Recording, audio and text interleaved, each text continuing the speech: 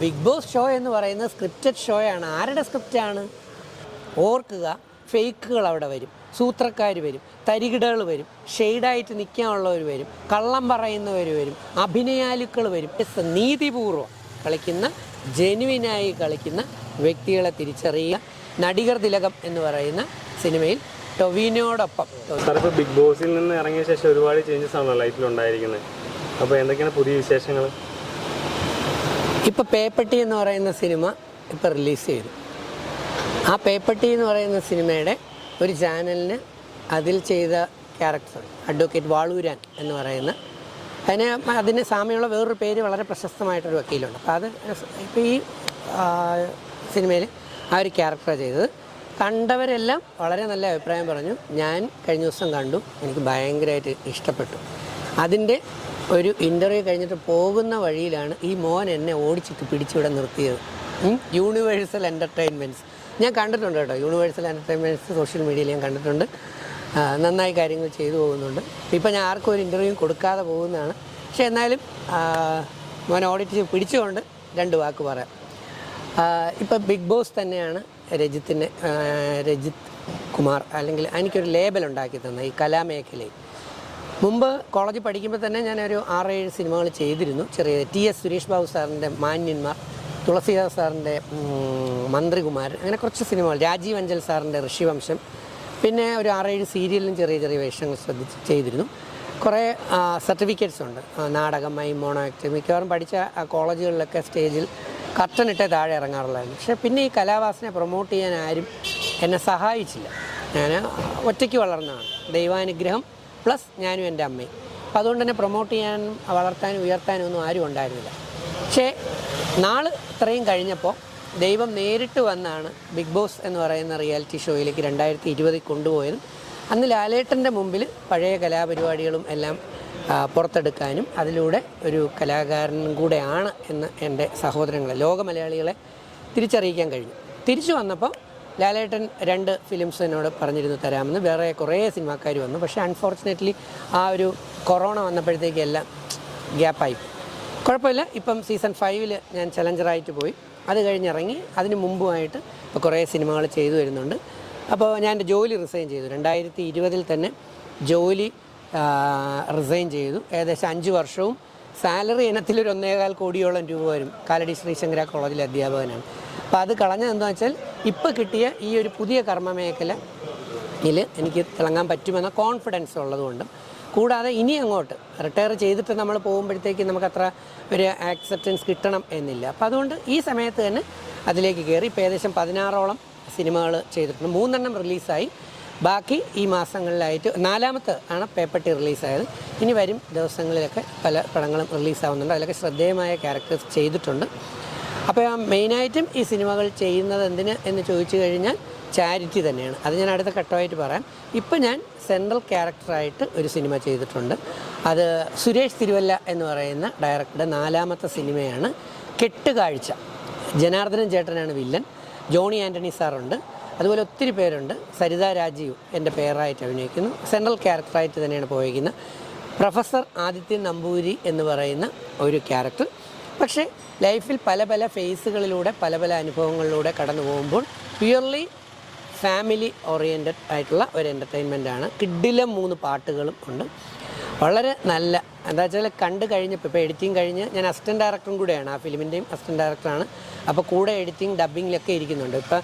ഇപ്പോൾ ആ ചിത്രാഞ്ജലിയിലെ editing dubbing ഒക്കെ നടത്തുന്നവരുൾപ്പെടെ ബാക്കി അതിൻ്റെ ടെക്നീഷ്യൻസ് ചോദിച്ചു, ഇത്രയും എന്നെക്കുറിച്ച് പറയുന്നു, പൊക്കി പറയുന്നു എന്ന് വിചാരിക്കരുത്, ഇത്രയും നന്നായിട്ടൊക്കെ ചെയ്യുമല്ലേ, കലാകാരനാണ്. അത് എൻ്റെ ഉള്ളിൽ കുറേ ക്യാരക്ടേഴ്സ് ഉണ്ട്, കുറേ പാഷനാണ്. അപ്പം അതുകൊണ്ട് തന്നെ ഞാൻ ഹാപ്പിയാണ്. ഇപ്പോൾ പേപ്പട്ടിയിലുള്ള അഡ്വക്കേറ്റ് ആണെങ്കിലും, ഇപ്പോൾ ഈ ചെയ്ത ക്യാരക്ടറാണെങ്കിലും, അടുത്ത ഇപ്പോൾ ഇന്നലെ ചെയ്ത് കഴിഞ്ഞ ഒരു വേഷം എന്ന് പറയുന്നത് സൂപ്പർ ജിംനി എന്ന് പറയുന്ന അനു പുരുഷോത്തിൻ്റെ ഫിലിമാണ്. അതിൽ നെഗറ്റീവ് ക്യാരക്ടറാണ്. അത് നമ്മുടെ മീനാക്ഷിയാണ് നായിക. ഒപ്പത്തിലെ ലാലേട്ടൻ്റെ മോളായിട്ട് അഭിനയിച്ച ടോപ്പ് സിംഗറിലെ അവതാരികയായിട്ടുള്ള മീനാക്ഷി. അതുപോലെ ഒരുപാട് ആർട്ടിസ്റ്റുകൾ അതിനകത്തുണ്ട്. അതിനകത്തൊരു നെഗറ്റീവ് ക്യാരക്ടർ ത്രൂ ഔട്ട് വരുന്ന ഒരു നെഗറ്റീവ് ക്യാരക്ടറാണ്. വളരെ ഗംഭീരമായിട്ട് തന്നെ ചെയ്തു എന്നാണ് ഡയറക്ടർ പറയുന്നത്. ഇപ്പോൾ കെട്ടുകാഴ്ചയുടെ ഡയറക്ടറായ സുരേഷ് തിരുവല്ലയാണെങ്കിലും, അനു പുരുഷോത്ത് എന്ന് പറയുന്ന കഴിഞ്ഞ വർഷത്തെ അവാർഡ് കിട്ടിയ ഡയറക്ടറാണെങ്കിലും, അവർ ഹാപ്പിയാണ്. അപ്പോൾ അതുകൊണ്ട് ഞാൻ സംതൃപ്തനാണ്. കാരണം ക്യാരക്ടേഴ്സിന് വിവിധ തരത്തിലുള്ള വൈവിധ്യമാർന്ന ക്യാരക്ടേഴ്സ്, റിയലിസ്റ്റിക് ക്യാരക്ടേഴ്സ് ചെയ്യാനുള്ള ആഗ്രഹത്തിലാണ് മുമ്പോട്ട് പോകുന്നത്. പിന്നെ ബിഗ് ബോസ് എനിക്ക് നല്ലൊരു സ്ട്രോങ് ബാക്കപ്പ് തന്നിട്ടുണ്ട്. സീസൺ 6 സ്റ്റാർട്ട് ചെയ്യാൻ പോകണം. അപ്പോൾ പ്രേക്ഷകരോട് അതുപോലെ തന്നെ മത്സരാർത്ഥികളോടും സീസൺ 6 സ്റ്റാർട്ട് ചെയ്യാൻ പോകുന്നു. അപ്പോൾ സീസൺ 6 ഇപ്പോൾ സിനിമയൊക്കെ നമ്മൾ പറയുമ്പോഴും എല്ലാവരും അവരവരുടെ മേഖലയിലേക്ക് അല്ലെങ്കിൽ അവരവരുടെ തലത്തിലേക്ക് സാമ്പത്തികം ഉണ്ടാക്കാനും അല്ലെങ്കിൽ അവരുടെ സോഷ്യൽ സ്റ്റാറ്റസുകൾ, ഇപ്പോൾ ബിഗ് ബോസിലൂടെ കുറേ പണം കിട്ടും, ഫെയിം, പ്രശസ്തി കിട്ടും. അപ്പോൾ അതെല്ലാം കൊണ്ടുവന്നിട്ട് അവരിൽ പലരും എന്ന് പറയുന്നത് ഞാൻ കണ്ടുവരുന്നത് ഫ്ലാറ്റുകൾ വാങ്ങുക, വലിയ വലിയ വണ്ടികൾ വാങ്ങുക, അതൊന്നും വേണ്ടെന്നല്ല, അതെല്ലാം ആയിക്കോട്ടെ. പക്ഷേ നമ്മുടെ സമൂഹത്തിൽ ഒരു വലിയൊരു വിഭാഗവും പാവപ്പെട്ടവരുണ്ട്. ചാരിറ്റി എന്ന് പറയുന്ന ട്രൂ ചാരിറ്റിയിലേക്ക് വരുന്ന ആൾക്കാരെ കൂടെ വേണം ബിഗ് ബോസിൻ്റെ പ്രേക്ഷകർ സപ്പോർട്ട് ചെയ്യാൻ. കാരണം സ്വന്തം പണം, ഈ പണം മുഴുവൻ വിഴുങ്ങാനായിട്ട് വരുന്നവരെ അവർ സ്വാർത്ഥർ മാത്രമാണ്. 50 ലക്ഷം അല്ലെങ്കിൽ ഫ്ലാറ്റ് 1 കോടി എന്ന് പറയുമ്പോൾ അത് വിഴുങ്ങൽ പെണ്ണിയാണ്. ചാരിറ്റി പറഞ്ഞുകൂടാന്നൊക്കെ ചിലർ അവിടെ ഇരുന്നുകൊണ്ട് പറയും. അതൊന്നുമില്ല. സത്യസന്ധമാണെങ്കിൽ ജനങ്ങൾ, യൂട്യൂബും സോഷ്യൽ മീഡിയ അത് ഏറ്റെടുക്കും. ശരിയാണോ തെറ്റാണോ എന്ന് അന്വേഷിക്കും. അപ്പോൾ എന്നെ നിങ്ങൾ ഇഷ്ടപ്പെട്ടത് ഞാൻ പറഞ്ഞത് മുഴുവൻ സത്യമായതുകൊണ്ടാണ്, അല്ലേ? ശരിയല്ലേ? അപ്പോൾ ആ സത്യം എന്ന് പറയുന്നതിൻ്റെ അടിസ്ഥാനം എൻ്റെ ചാരിറ്റി തന്നെയാണ്. എൻ്റെ ലൈഫ് തന്നെ ചാരിറ്റിക്ക് വേണ്ടിയാണ്. കാരണം എനിക്ക് ഫാമിലി, ഭാര്യ, മക്കൾ, കുടുംബം, അമ്മ, അച്ഛൻ, സഹോദരൻ, ഒന്നുമില്ല. ഞാനും ദൈവവും എൻ്റെ സമൂഹവും മാത്രമാണ്. അപ്പോൾ ഞാനിപ്പോൾ സിനിമ ചെയ്യുന്നത്, സീരിയൽ ചെയ്യുന്ന വർക്ക് കൂടുതൽ ചെയ്യുന്ന എന്താണെന്ന് വെച്ചാൽ അതിലൊരു നല്ല സമ്പത്ത് കിട്ടിക്കഴിഞ്ഞാൽ, കാരണം റിട്ടയർ ചെയ്തിട്ട് പിന്നെ വരുമ്പോൾ ചിലപ്പോൾ അക്സെപ്റ്റൻസ് കിട്ടില്ല. ഇപ്പോൾ എനിക്ക് ഒരുപാട് കോൺടാക്ട്സ് ഉണ്ട്. അപ്പോൾ ഇപ്പോൾ എനിക്ക് ചെയ്ത് കഴിഞ്ഞാൽ എനിക്കൊരു 70-75 വയസ്സ് വരെ എന്തായാലും നന്നായി ക്യാരക്ടർ ചെയ്തു പോയാൽ അത്രയും വർഷക്കാലം ഞാൻ ഉണ്ടാക്കുന്ന എമൗണ്ടിൻ്റെ നല്ലൊരു വിഹിതവും വൃദ്ധസദനങ്ങളെയാണ് ഞാൻ കോൺസെൻട്രേറ്റ് ചെയ്യുന്നത്. അപ്പോൾ വൃദ്ധസദനങ്ങൾ കോട്ടയം ജില്ലയിൽ മാത്രം 186ഓളം വൃദ്ധസദനങ്ങളുണ്ടെന്നാണ് ഞാൻ സ്നേഹക്കൂടിൽ ഈ ന്യൂ ഇയറിൻ്റെ ആഘോഷ പരിപാടി എൻ്റെ യൂസഫലി സാറിന് എനിക്ക് തന്ന എമൗണ്ടുമായിട്ട് ഞാൻ ചെന്നപ്പോൾ എനിക്ക് കാണാൻ പറ്റിയത്. ഞാൻ ആരിൽ നിന്ന് വാങ്ങിച്ചു കൊടുക്കാറില്ല, ഞാൻ പണി ചെയ്ത് തന്നെയാണ് കൊടുക്കുന്നത്. അഭിമാനത്തോടെ തന്നെയാണ് അത് പറയുന്നത്. അപ്പോൾ പ്രവാചകന്മാർ 2.5% നബി തിരുമേനി പഠിപ്പിച്ചിട്ടുള്ളതെങ്കിൽ ഒരു 30-40% എങ്ങനെയാണോ കിട്ടുന്നത് അതനുസരിച്ച് നമ്മൾ ചെയ്യണം. അങ്ങനെ വരുമ്പോഴേ ജനങ്ങളുടെ ഹൃദയത്തിൽ നമ്മൾ ജീവിക്കും, നമുക്കൊരു സംതൃപ്തി ഉണ്ടാകും. ചില പ്രോഗ്രാംസിന് പോകുന്നവരെ അങ്ങോട്ടുണ്ട്, ഓരോ ഫംഗ്ഷനിൽ ലക്ഷങ്ങളാണ് അവർ പിഴിഞ്ഞു വാങ്ങുന്നത്.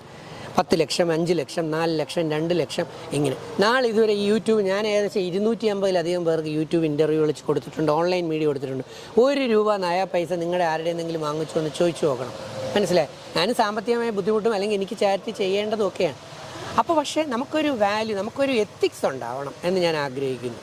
മനസ്സിലായി? എങ്ങനെയും ജനങ്ങളെ പറ്റിച്ച് പണം ഉണ്ടാക്കുക, രാവിലെ ഉറക്കമണിക്കുക, കുറേ കള്ള വീഡിയോകളിടുക, അതിൽ നിന്ന് ലക്ഷക്കണക്കിന് സബ്സ്ക്രൈബേഴ്സ് കിട്ടുക, അതിൽ നിന്ന് പണം ഉണ്ടാക്കുക, എന്നിട്ട് സൂചിച്ച് കിടക്കുക, ഇതൊന്നും അധികകാലം പോകത്തില്ല. അപ്പോൾ ഇങ്ങനെയുള്ളതിനെയൊക്കെ എവിടെ പറക്കിക്കൊണ്ടുവരും? ബിഗ് ബോസിൽ പറക്കിക്കൊണ്ടുവരും. ഓർക്കുക, ഫേക്കുകൾ അവിടെ വരും, സൂത്രക്കാർ വരും, തരികിടകൾ വരും, ഷെയ്ഡായിട്ട് നിൽക്കാനുള്ളവർ വരും, കള്ളം പറയുന്നവർ വരും, അഭിനയാലുക്കൾ വരും, ഇങ്ങനെ പല ആൾക്കാരും വരും. സ്വന്തം ബുദ്ധിയും യുക്തിയും ഉപയോഗിച്ചിട്ട് ഏറ്റവും നന്നായി നീതി പുലർത്തുന്ന, ഇത് നടത്തുന്നതെന്ന് പറയുന്ന ഒരു ബിസിനസ്സും കൂടെ തന്നെയാണ്. അപ്പം ഏഷ്യാനെറ്റിനും ബിഗ് ബോസിനും വേണ്ടി കളിക്കാൻ ഞാൻ സീസൺ 2 ചെയ്തത് അത് തന്നെയാണ്.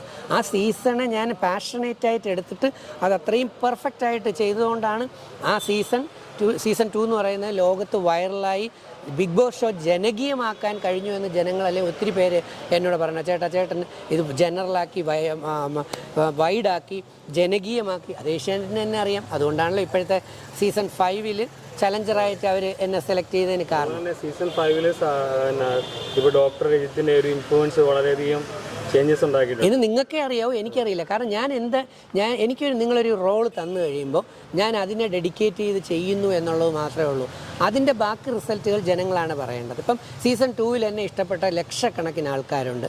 പിന്നെ ഇപ്പോൾ സീസൺ 5 പോയപ്പം എന്നെ എതിരാളികളായിരുന്ന, അതിലെ മത്സരാർത്ഥികളിൽ എതിരാളികളായിരുന്ന ആര്യ, ബെഡായി ബംഗ്ലാവ് ആര്യ, ഞാൻ തിരിച്ചു വന്നപ്പോൾ ആദ്യം രാവിലെ ബെഡായി ആര്യയാണ് എന്നെ വിളിച്ചത്. ചേട്ടാ ഗംഭീരമായിട്ടുണ്ട്, ഇത്രയും ചേട്ടനിൽ നിന്ന് പ്രതീക്ഷിച്ചില്ല എന്ന് പറഞ്ഞു. കുറേ നേരം കഴിഞ്ഞപ്പോഴത്തേക്ക് മഞ്ജു പത്രോസ്, അത് എൻ്റെ മറ്റൊരു മത്സരാർത്ഥിയായിരുന്നു, എന്നെ വിളിച്ചിട്ട് പറഞ്ഞു ചേട്ടാ സത്യം പറഞ്ഞാൽ ഗംഭീരമായിട്ടുണ്ട്. അപ്പോൾ ഇവരുടെ അപ്രിസിയേഷൻ കിട്ടുമ്പോഴാണ് നമുക്കൊരു ആത്മസംതൃപ്തി ഉണ്ടാവുക. മനസ്സിലായില്ലേ? അപ്പോൾ ഞാൻ നേരത്തെ പറഞ്ഞത് ഇതിൽ നിന്നുണ്ടാക്കുന്ന ഒരു എമൗണ്ട് വൃദ്ധസദനങ്ങളെ മാത്രമല്ല, ക്യാൻസർ ആൻഡ് ഡയാലിസിസ് നടത്തുന്ന കുട്ടികളുണ്ട്, പേഷ്യൻസ്. ഞാൻ കുട്ടികളെ കൂടുതൽ ഫോക്കസ് ചെയ്യുന്നു. പിന്നെ പഠിക്കാൻ മിടുക്കരായ പാവപ്പെട്ട കുട്ടികളുണ്ടെങ്കിൽ അവർക്ക് പഠനോപകരണം ആവശ്യം. ഇതൊക്കെ ഞാൻ പണി ചെയ്തെടുക്കുന്ന, അല്ല ആരുടെ നിന്ന് വാങ്ങിച്ചതിന് ശേഷം ഞാനിങ്ങനെ കൊടുക്കാനായിട്ട് ഉദ്ദേശിക്കുന്നില്ല. ഇപ്പോൾ കണ്ടിട്ടില്ലേ പലയിടത്തുനിന്നും ചില വീഡിയോകളൊക്കെ ഇട്ട് ചിലർ ഇങ്ങനെ പൈസ അവരുടെ അക്കൗണ്ടിലേക്കും ട്രസ്റ്റിലേക്കും ഒക്കെ വരുത്തിയിട്ട് എന്തൊക്കെയാണ്, ഞാൻ അതൊന്നും പറയുന്നില്ല, അതൊക്കെയാണ് ഇന്ന അവസ്ഥ. പക്ഷേ ഞാൻ ഇന്നുവരെ അങ്ങനെ ഇട്ടിട്ടില്ല. കാരണം എനിക്ക് ജോലി ചെയ്യാൻ, പണി ചെയ്യാൻ, ആരോഗ്യമുള്ളിടത്തോളം കാലം ഞാൻ സ്വന്തമായി രക്തം വിയർപ്പാക്കി ജോലി ചെയ്ത് ഏത് സിനിമാ സംവിധായകൻ, ഏത് പ്രൊഡ്യൂസർ എനിക്ക് റോള് തരുന്നു, ഏത് ഷോക്കാരൻ എനിക്ക് റോള് തരുന്നു, അതിന് 100% ഡെഡിക്കേറ്റ് ചെയ്തുകൊണ്ട് പ്രവർത്തിച്ച് അതിൽ നിന്ന് കിട്ടുന്നതിൽ ഒരു ഓഹരി സമൂഹത്തിലേക്ക് കൊടുക്കുമ്പോൾ കിട്ടുന്ന ഒരു മെൻ്റൽ സാറ്റിസ്ഫാക്ഷൻ എന്ന് പറയുന്നൊരു സാധനമാണ്. അത് ഞാൻ ആസ്വദിക്കുകയാണ് ചെയ്യുന്നത്. അപ്പം എനിക്ക് മക്കളില്ലെങ്കിലും ധാരാളം മക്കളിന്ന് സമൂഹത്തിലുണ്ട്, സഹോദരങ്ങളുണ്ട്. അപ്പോൾ ഇപ്പം 99% പേര് എന്നെ വിശ്വസിക്കുന്നുണ്ട്. 1% ആരെയും വിശ്വസിക്കില്ല. യേശുദേവനെ വിശ്വസിക്കാത്ത യൂദാസുമാരുണ്ടായിരുന്ന കാലമാണ്, അല്ലേ? എല്ലായിടത്തും അതൊക്കെ ഉണ്ടാവും. പക്ഷേ ഞാൻ സ്ട്രോങ് ആയി പറയുന്നു, ബിഗ് ബോസിലേക്ക് മത്സരാർത്ഥികളെ സെലക്ട് ചെയ്യുമ്പോൾ ഉറക്കം തൂങ്ങികളെയും സൂത്രക്കാരെയും എടുക്കാനേ പാടില്ല. ഷോയ്ക്ക് വേണ്ടി മരിച്ച് പണിയുന്ന, ഗംഭീരമായി ചെയ്യുന്ന, നീതി പുലർത്തണം. അല്ലാതെ അവിടെ ഒന്ന് ഷെയ്ഡ് ആയിട്ട് നിന്ന് അല്ലെങ്കിൽ സെലിബ്രസി കൊണ്ടിട്ട് ഞാൻ ഇനി കളിച്ചില്ലെങ്കിലും കുഴപ്പമില്ല, ഈ മൂലയിലിരുന്നാൽ ബാക്കിലിരുന്നാൽ എന്നെ തള്ളി കൊണ്ടുപോകും എന്ന് പറയുന്ന ആൾക്കാരുണ്ടായിട്ട് ഒരു കാര്യവുമില്ല. അതിനെയൊക്കെ വലിച്ചെടുത്ത് കളയണം. നന്നായി സമർപ്പിച്ച് കളിക്കുന്ന, ജുഡീഷ്യസ് നീതിപൂർവ്വം കളിക്കുന്ന, ജെനുവിനായി കളിക്കുന്ന വ്യക്തികളെ തിരിച്ചറിയുക, ആ വ്യക്തികളെ നമുക്ക് പ്രോത്സാഹിപ്പിക്കണം. ഇതാണ്. ഏത് ബിഗ് ബോസ് ഷോയോ? തീർച്ചയായിട്ടും ബിഗ് ബോസ് ഷോ എന്ന് പറയുന്നത് സ്ക്രിപ്റ്റഡ് ഷോയാണ്. ആരുടെ സ്ക്രിപ്റ്റാണ്? അവരവരുടെ സ്ക്രിപ്റ്റാണ്. ഒരാൾ സ്ക്രിപ്റ്റ് ഉണ്ടാക്കി നിങ്ങളുടെ കയ്യിൽ തന്നിട്ടല്ല ബിഗ് ബോസ് ഷോ നടത്തുന്നത്. ഓരോരുത്തർക്കും സ്ക്രിപ്റ്റും പിടിച്ചുകൊണ്ടിരിക്കുക, അല്ലെങ്കിൽ ഓരോരുത്തരെ വിളിച്ച് ഈ സ്ക്രിപ്റ്റ് അങ്ങനെ ചെയ്യും, ഇങ്ങനെ ചെയ്യുമെന്ന് പറഞ്ഞാൽ സിറ്റുവേഷൻ അത് ഡിമാൻഡ് ചെയ്യുന്നില്ല. മനസ്സിലായില്ലേ? ഇപ്പം എൻ്റെ ഓരോ സിറ്റുവേഷൻ നോക്കൂ, എൻ്റെ കൂടെ വരുന്ന ഒരാൾ എന്നെ എന്ത് ചെയ്യുന്നു എന്നുള്ളത് അയാളുടെ സ്ക്രിപ്റ്റാണ്. അവരവർക്ക് സ്വയം ഒരു സ്ക്രിപ്റ്റ് എവിടെ ഡെവലപ്പ് ചെയ്യാം? ഇന്നറിൽ ഡെവലപ്പ് ചെയ്യാം. അത് ചിലത് പാളിപ്പോവും, ചിലത് ക്ലിക്കാവും. മനസ്സിലായി? അപ്പോൾ ആ സിറ്റുവേഷൻ അനുസരിച്ചിട്ടാണ്. നാളെ രാവിലെ ഇപ്പം നമ്മൾ രണ്ടുപേരും ബിഗ് ബോസ് ഷോയിലുണ്ട്. നാളെ രാവിലെ ഇയാൾ എൻ്റെ കൊങ്ങയ്ക്ക് പിടിക്കുമെന്ന് എനിക്കറിയാമോ? വെറുതെ ഇരിക്കുന്ന എൻ്റെ കൊഴുത്തി ഒന്ന് കൊങ്ങയ്ക്ക് പിടിക്കാൻ പറ്റുമോ? പറ്റില്ല. അപ്പോൾ എന്ത് സ്ക്രിപ്റ്റ് ആണെങ്കിൽ എനിക്ക് നിങ്ങൾക്കും ഒരേ സ്ക്രിപ്റ്റ് തന്നതിന് ശേഷം ഞാൻ ഇങ്ങനെ ബഹളം ഉണ്ടാക്കും, നിങ്ങൾ വന്ന് എൻ്റെ കഴുത്തി പിടിക്കണം എന്ന് പറഞ്ഞിട്ട് വേണ്ട കാര്യം ചെയ്യാൻ. ഒന്നുമല്ല. ആരും പുറത്തുനിന്ന് തരുന്ന സ്ക്രിപ്റ്റ് ഇല്ല. എല്ലാവരും കഴിവുള്ളവരും മിടുക്കരുമാണ്. അവർ ഓരോ പദ്ധതികൾ പ്ലാൻ ചെയ്യും. ഈ പദ്ധതികൾ പ്ലാൻ ചെയ്യുന്നതാണ് സ്ക്രിപ്റ്റ് എന്ന് പറയുന്നത്. ആ പദ്ധതികൾ പ്ലാൻ ചെയ്യുന്നതിൽ എന്തുണ്ടാവും? രഹസ്യങ്ങളുണ്ടാവും. അതിൽ ചില കള്ളത്തരങ്ങളുണ്ടാവും, അഭിനയങ്ങളുണ്ടാവും. തീർച്ചയായിട്ടും മൈൻഡ് ഗെയിമിലൂടെ മാത്രം കൊണ്ടുപോകാൻ പറ്റത്തില്ല. ഇത് ഒരുപാട് തലത്തിലുള്ളതാണ്. മനസ്സിലായി? അത് മുഴുവൻ അതിൻ്റെ മെത്തേഡ്. ഇപ്പം എനിക്കൊരുവിധം അതിൻ്റെ സംഗതികൾ കംപ്ലീറ്റ് അറിയാം, മനസ്സിലായി. കാരണം ഞാനതിൽ ഡെഡിക്കേറ്റഡായി ഇൻവോൾവ് ആയതുകൊണ്ട് എനിക്ക് അതിൻ്റെ സംഗതി മൊത്തം അറിയാൻ പറ്റും. അതിൻ്റെ എല്ലാ കാര്യങ്ങളും ഞാനങ്ങ് പറഞ്ഞ് തന്നാലേ ഇപ്പം പോണവർക്കേ അങ്ങോട്ട് ചെന്ന് സൂത്രത്തിൽ അങ്ങ് തട്ടിയാൽ മാത്രം മതിയല്ലോ. അതുകൊണ്ട് അതില്ല. സ്വയം പഠിക്കുമ്പം അത് മനസ്സിലാക്കും. ഒരു കാര്യം ഉറപ്പാണ്, ആരും ഒരു സ്ക്രിപ്റ്റും തന്നെ അകത്തോട്ട് കയറ്റുമെന്ന് വിചാരിച്ച് ആരും പോകണ്ട. മനസ്സിലായോ? അവരവരുടെ സ്ക്രിപ്റ്റും ഡെവലപ്പ് ചെയ്തുകൊണ്ട് പോവുക. ഈ യൂട്യൂബ് ചാനലിൽ ഞാൻ കുറച്ച് കാര്യങ്ങൾ നേരത്തെ പറഞ്ഞിട്ടുണ്ട്. അതും കൂടെ കൂട്ടിച്ചേർത്ത് വായിക്കുമ്പോൾ നിങ്ങൾക്ക് ഒരുപാട് കാര്യങ്ങൾ കത്തും. പുതിയ ചിത്രം എന്ന് പറയുന്നത് ഏപ്രിൽ. പുതിയ ചിത്രം ഇപ്പോൾ ചെയ്ത് കഴിഞ്ഞ കുറച്ചുണ്ട്. ഞാൻ പറഞ്ഞില്ല, ഞാൻ അസിസ്റ്റൻറ്റ് ഡയറക്ടറായിട്ട് കൂടെ വർക്ക് ചെയ്യുന്നുണ്ട്. രാജ്ബാബു എന്ന് ചെസ് ഉലകം ചുറ്റും ബാലിവൻ ആ സിനിമകളുടെയൊക്കെ സംവിധായകനായിരുന്ന രാജ്ബാബു സാറ്, ചേർത്തല രാജ്ബാബു സാറ്, അദ്ദേഹത്തിൻ്റെ AD ആണ്. അസിസ്റ്റൻറ്റ് ഡയറക്ടറായിട്ട് ചാട്ടുളി എന്ന് പറഞ്ഞൊരു സിനിമ ചെയ്തിട്ടുണ്ട്. ഷൈൻ ടോം ചാക്കോ, ജാഫ്രിക്കയാണ് സെൻട്രൽ ക്യാരക്ടർ. ആ കൂടെ ഞാനൊരു നല്ലൊരു വേഷം ചെയ്തിട്ടുണ്ട്. അതിപ്പം അടുത്ത മാസം റിലീസ് ചെയ്യും. പിന്നെ പട്ടാപ്പകൽ എന്ന് പറയുന്ന സജീർ സദഫ് ഡയറക്റ്റ് ചെയ്ത നമ്മുടെ പിഷാരടി നായകനായിട്ടുള്ള സിനിമ അത് വരുന്നുണ്ട്. അതിൽ നല്ലൊരു ശ്രദ്ധേയമായ വേഷം ചെയ്തിട്ടുണ്ട്. അതിന് കുറേ ഇപ്പോൾ വരുന്നുണ്ട്. ഇനി കുറച്ച് 2 മാസം 3 മാസം കഴിഞ്ഞ് വരാൻ പോകുന്നതാണ് കെട്ടുകാഴ്ച എന്ന് പറയുന്ന സെൻട്രൽ ക്യാരക്ടറായി ചെയ്ത സുരേഷ് തിരുവല്ലയുടെ സിനിമ. അത് ഫാമിലി ഓറിയൻറ്റഡ്, അത് ഫാമിലിക്കുള്ളതാണ്. എൻ്റെ സിനിമകൾ എന്നുള്ളത് ഞങ്ങളുടെ എല്ലാവരുടെയും സിനിമയാണ്, നിങ്ങളുടെയും സിനിമയാണ്. നിങ്ങളാണ് എന്നെ ഞാനാക്കിക്കൊണ്ടിരിക്കുന്നത്. ദൈവവും നല്ല മനസ്സുള്ള മനുഷ്യനും. തീർച്ചയായിട്ടും എൻ്റെ സിനിമകൾ കാണാനായിട്ട് ഞാൻ എൻ്റെ എന്ന് പറയുന്ന അഭിമാനത്തോടെയാണ്, ഒരു പ്രൊഡ്യൂസറിൻ്റെയും ഡയറക്ടറുടെയൊക്കെയാണ്. പക്ഷേ നമ്മൾ നമ്മുടെ കൂടെ നിൽക്കുന്ന നമുക്ക് വേഷം തരുന്ന സിനിമ നമ്മുടെ സിനിമ എന്നുള്ള നിലയിൽ. അപ്പോൾ എൻ്റെ സിനിമകൾ വരുമ്പോൾ, ഞാൻ പങ്കെടുത്തിട്ടുള്ള സിനിമ വരുമ്പോൾ നിങ്ങളതിൽ കാണുകയാണെങ്കിൽ അത് ഇൻഡയറക്റ്റായിട്ട് എൻ്റെ കാര്യത്തിൽ നിങ്ങളും എന്നോടൊപ്പമുള്ള ചാരിറ്റിയുടെ ഒരു ഭാഗമായി മാറുകയാണ്. കാരണം നിങ്ങൾ ടിക്കറ്റ് എടുക്കുമ്പോഴാണല്ലോ അതിൻ്റെ ഒരു ഷെയർ എനിക്ക് കിട്ടുന്നത്. ആ ഷെയർ എനിക്ക് കിട്ടുമ്പോഴാണല്ലോ എനിക്ക് വൃദ്ധസദനങ്ങളെയും കുട്ടികളെയൊക്കെ സഹായിക്കാനായിട്ട് പറ്റുന്നത്. ആ തലത്തിലാണ് പോകുന്നത്. അല്ലാതെ ഇപ്പോൾ കല്യാണം നടത്തി കൊടുക്കുക, അല്ലെങ്കിൽ പുരയുടെ ലോൺ എടുക്കുക, അത്രയൊന്നും ഹ്യൂജ് അങ്ങനെ വരുന്നില്ല. അതൊന്നും ചെയ്യാത്ത കാരണം അതൊന്നും ഞാനൊരു ചെറിയൊരു അണ്ണാറക്കണ്ണനാണ്. വളരാൻ ശ്രമിക്കുന്നു. എന്നെ പ്രൊമോട്ട് ചെയ്താൽ നമുക്ക് രണ്ടുപേർക്കും ദൈവാനുഗ്രഹം, ഗുണം, ഇത് മാത്രമേ ഉള്ളൂ. പിന്നെ സൂപ്പർ ജിംനി എന്ന് പറയുന്ന അനൂപ് പുരുഷോത്ത്, അത് സൂപ്പർ പടം. വ്യത്യസ്തം. കെട്ടുകാഴ്ചയിൽ ഞാൻ എന്താണോ ക്യാരക്ടർ റോൾ ചെയ്തിരിക്കുന്നത് നേരെ ഓപ്പോസിറ്റുള്ള ക്യാരക്ടറാണ് സൂപ്പർ ജിംനിയിൽ ചെയ്തുകൊണ്ടിരിക്കുന്നത്. ഇപ്പോൾ വേറെ 1-2 പടങ്ങൾ സെൻട്രൽ ക്യാരക്ടർ തന്നെ പറഞ്ഞുകൊണ്ടിരിക്കുന്നുണ്ട്. മിക്കവാറും അടുത്ത മാസങ്ങളിൽ തുടങ്ങുമെന്ന് ഞാൻ വിശ്വസിക്കുന്നു. പിന്നെ മിക്കവാറും ഉള്ള ചെറിയ ചെറിയ പടങ്ങളാണ് എന്നെ തേടി വരുന്നത്. ഞാൻ ഈ അടുത്തതിൽ ചെയ്ത ഒരു വലിയ പടം, ഞാൻ ഏറെ ഇഷ്ടപ്പെടുന്ന ടൊവിനോ എന്ന് പറയുന്ന നല്ല മനസ്സുള്ള ക്യാരക്ടറുള്ള പയ്യൻ തന്നെ പറയുന്നു, അദ്ദേഹത്തിൻ്റെ തന്നെയാണ്. ഭയങ്കര സ്നേഹമാണ് ടൊവിനോയ്ക്ക് എന്നോടുണ്ടായിരുന്നത്. ജീൻ ലാൽ സംവിധാനം ചെയ്ത നടികർ തിലകം എന്ന് പറയുന്ന സിനിമയിൽ ടൊവിനോടൊപ്പം, ടൊവിനോ മാഷെന്നൊക്കെ പറയേണ്ടി വരും, കാരണം അവരൊക്കെ മുൻനിരയെ നിൽക്കുന്നുണ്ട്. അപ്പോൾ നമുക്ക് റെസ്പെക്റ്റ് വേണം. പ്രായമോ എൻ്റെ പ്രൊഫഷനോ ഡിഗ്രികളോ ഒന്നുമല്ല പ്രധാനം. നമ്മളിപ്പോൾ പുതിയൊരു ഫീൽഡിൽ വന്നു. എനിക്ക് ഗുരുത്വവും വിനയവും കുറച്ച് കൂടുതലാണ്. കാരണം എളിമയും വിനയവും ഉണ്ടെങ്കിൽ മഹിമയിൽ ഉയർച്ചയിൽ എത്തുമെന്ന് ബൈബിളിൽ യേശുദേവൻ പഠിപ്പിക്കുന്നു. അതുകൊണ്ട് ആ ഒരു ഗുരുത്വം, എനിക്ക് വേദഗ്രന്ഥങ്ങളെക്കുറിച്ച് അടിത്തറയുണ്ട്. ആ അടിത്തറ ഉള്ളതുകൊണ്ട് ഭഗവത്ഗീതയും കൃഷ്ണനും ക്രിസ്തുവും ഒക്കെ പറയുന്ന സംഭവം തന്നെയാണ്. ഗുരുത്വം ഒരു പ്രധാന ഘടകമാണ്. ഇന്ന് പലയിടത്തും ഗുരുത്വം എന്ന് പറയുന്നില്ല. അന്ന് തുടങ്ങിക്കഴിഞ്ഞാൽ അഹങ്കാരം കയറുകയാണ്. പിന്നെ എന്തൊക്കെയാണെന്നൊരു തൽക്കാലം രാവണം വളർന്ന കണക്ക് അങ്ങോട്ട് വളരും. പിന്നെ പൊട്ടിപ്പൊളിഞ്ഞ് ഒന്നുമില്ലാത്ത അവസ്ഥയിലെത്തും ഏത് ഷോയിൽ നിന്ന് പുറത്തിറങ്ങിയാൽ. അതതിൻ്റെ ഒരു പ്രത്യേകതയാണ്. അപ്പോൾ എളിമ, വിനയം, ഗുരുത്വം നമ്മളെ ഉയർച്ചയിലേക്ക് എത്തിക്കും എന്നുള്ളതാണ്. അപ്പോൾ തീർച്ചയായിട്ടും നടികർ തിലകം ഞാൻ കാത്തിരിക്കുന്ന ഒരു സിനിമയാണ്. ശ്രദ്ധേയമായ ഒരു വേഷം അദ്ദേഹത്തിനോടൊപ്പം തന്നെ ചെയ്യാൻ കഴിഞ്ഞു എന്നുള്ളതിൽ ഞാൻ ഭയങ്കര ഹാപ്പിയാണ്. ഇനി ഇതിലൂടെ സിനിമാ പ്രവർത്തകരോടും എനിക്ക് പറയാനുള്ളത്, എനിക്ക് അവസരങ്ങൾ തരൂ, നിങ്ങൾക്കും ചാരിറ്റിയുടെ ഭാഗമായി എന്നോടൊപ്പം ട്രൂ ചാരിറ്റി ചെയ്യുക എന്നുള്ളതാണ്. ഞാനീ പറഞ്ഞത് മുഴുവൻ 100% സത്യങ്ങളാണ്.